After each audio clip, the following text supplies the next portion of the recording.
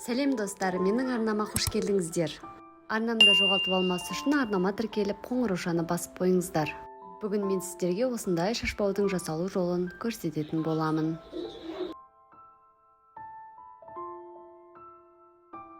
Бізге қажетті заттар: осындай репсовый лента қажет, ені 4 см. Осындай бізге шеге тәріздес биялы қажет. Мен золото түсін таңдадым. Және осындай үшбұрышты таңдадым. Темір бұл жерде өз еркіңізде әртүрлі бола береді. Осындай колпачоктар. Сонымен қатар бізге осындай 2 резинка, капелька моншақтар, әртүрлі өзіңіздің қалауыңыз бойынша әртүрлі моншақтар қажет болады. Бізге лента осындай золото түстен, және қысқыш, қайшы, зажигалка және ыстық клей. Ине жіп те қажет болады. Енді шашбауымызды жасап бастаймыз. Репсовый лентамыздан 30 см-ден екеу бір шашбау үшін, және 35 см-ден біреу қажет. Енді осыны бабочка етіп тігіп алатын боламыз. Ең алдымен екі жағын шетінеп кетпес үшін күйдіріп аламыз зажигалкамен. Лентамызды дәл ортасынан бүктеп, ортасын тауып аламыз. Және ортасынан сәл асырып, ине жібімізбен тігеміз. Видеода көрсеткендей етіп жасап шығыңыздар.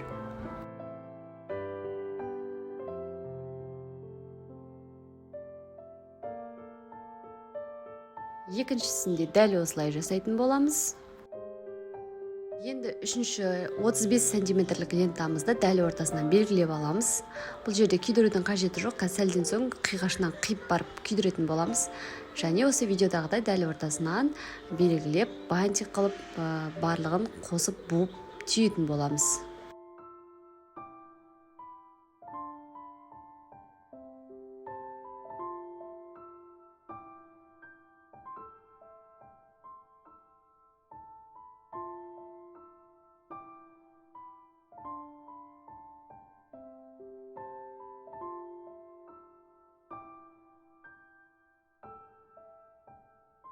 Енді бантигіміздің астыңғы жағы әдемі көрінуі үшін осылай белгілеп алып, қиып тастап, және зажигалкамен күйдіреміз.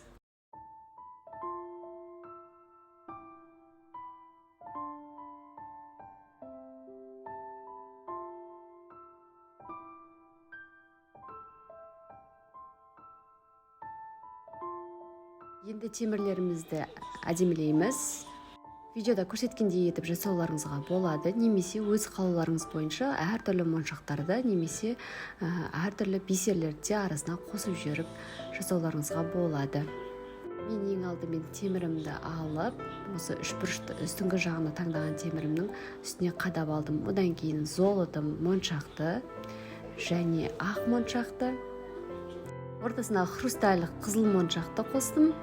Қайтадан ақ моншақ және золотоны қосып, темірімізді колпачок темірімізбен бірге бекітетін боламыз.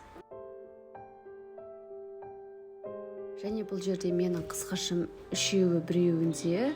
Осындай қысқышты бірден алғандарыңыз жақсы, көп қызметі көп. Және көптеген жұмысым осы қысқыш арқылы бітіп жатады.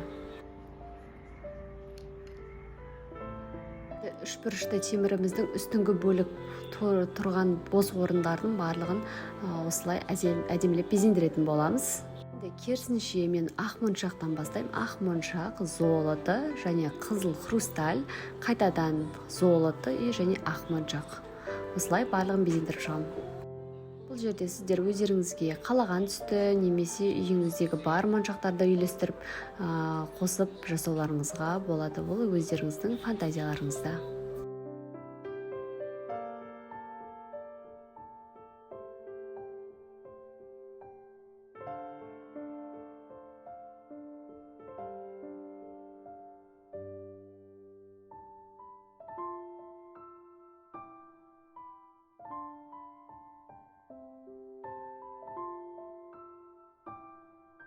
Міне мен үстіңгі бөлікті толығымен жасап шықтым. Енді астыңғы бөлігін толтыратын боламыз. Оны да астыңғы бөлігіне біз капелька хрустальды аламыз. Золото моншақты және хрусталь қызыл моншақты және қайтадан золото моншақпен толтыратын боламын.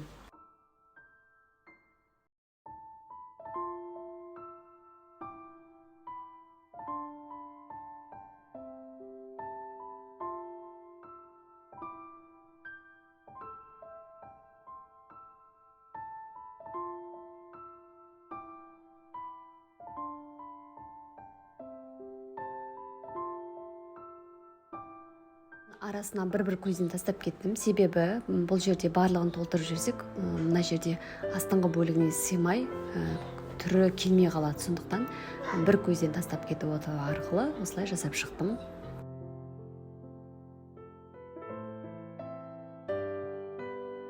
Міне осылай болып шықты. Біз бұны болдық. Енді бантигімізге осы темірлерімізді қадайтын боламыз.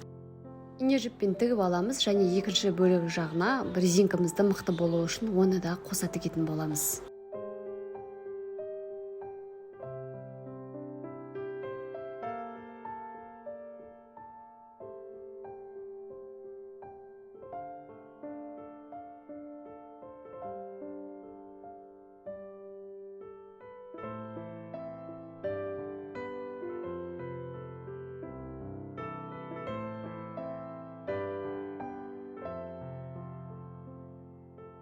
Мен золото түсті таңдадым. Бұл жерге кез келген лентаның да таңдауыңызға болады. Ақ немесе басқа да түстерді. Бұл жерде ортасын резинканы көрсетпес үшін тігістерді, бір жағынан әдемі сән беріп тұру үшін. Ыстық клеймен бірнеше рет орап тұрып жабыстыратын боламыз.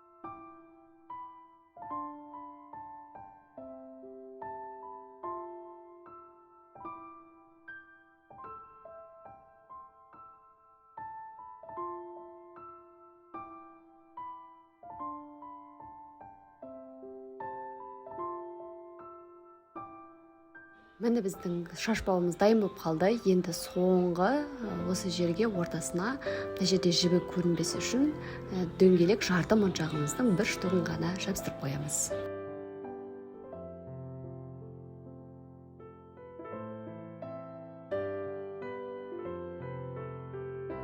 Міне біздің шашбауымыз дайын болды.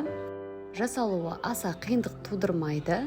Және өте әдемі болып көрінеді. Сіздер де жасап көріңіздер, менің арнамда тіркеліп алыңыздар. Алдағы уақытта қазақша нақыштағы әртүрлі бұйымдарды көрсететін боламын. Керектеріңізге жарасын.